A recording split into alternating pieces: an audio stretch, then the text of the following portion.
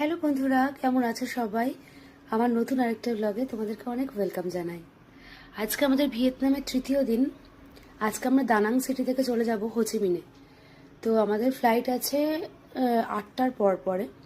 এখন বাজে, দেখিয়ে দিচ্ছি, এখন বাজে 5টা 55 এখানকার সময় অনুযায়ী। ইন্ডিয়ার থেকে এখানে 1.5 ঘন্টা এগিয়ে। তো 5টা 55 বাজে, আমরা একটু পরেই বেরিয়ে যাব।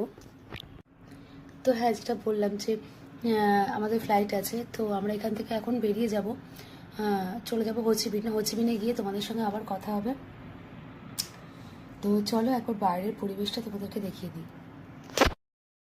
যেহেতু আমাদের জানলা দিয়ে বাইরেটা দেখা যাচ্ছিল, সত্যি কথা বলতে কি সকালবেলায় বাইরের পরিবেশটা এত শান্ত আর স্নিগ্ধ লাগছিল, সে আর কি বলবো। আর দূরে দেখা যাচ্ছিল সমুদ্র। সত্যি দেখে মনটা ভরে যাচ্ছিল।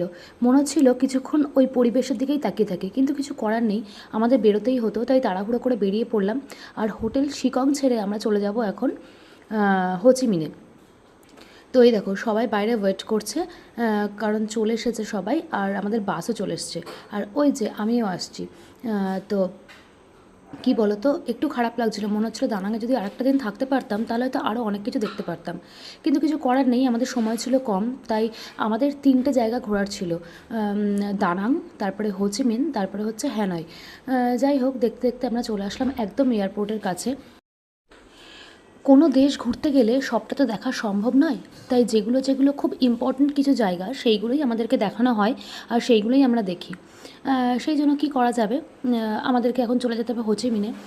আর দেখো সবাই মোটামুটি এয়ারপোর্টে চলে এসছে। আর এয়ারপোর্টে এসেই হচ্ছে প্রথমেই আমাদের ব্রেকফাস্ট দিয়ে দিয়েছিল পাউরুটি আর জ্যাম, তার সঙ্গে ছিল কলা আর একটা বাউলির মতন একটা কিছু, আর একটা ছিল হচ্ছে ডিম সিদ্ধ। সকালের ব্রেকফাস্টটা তো জমে গেল। তারপরে অনেকটা সময় ছিল, তাই ভাবলাম আমি একটু ভিডিওই করে নিই।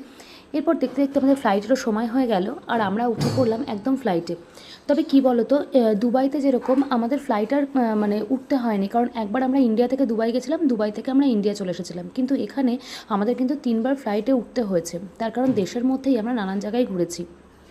মানে ভিয়েতনামে আমরা অনেকগুলো জায়গায় ঘুরেছি, সেটা তোমরা সবটাই জানতে পারবে। আর সব ব্লগগুলোতে আমার সঙ্গে থাকার জন্য অনেক ধন্যবাদ।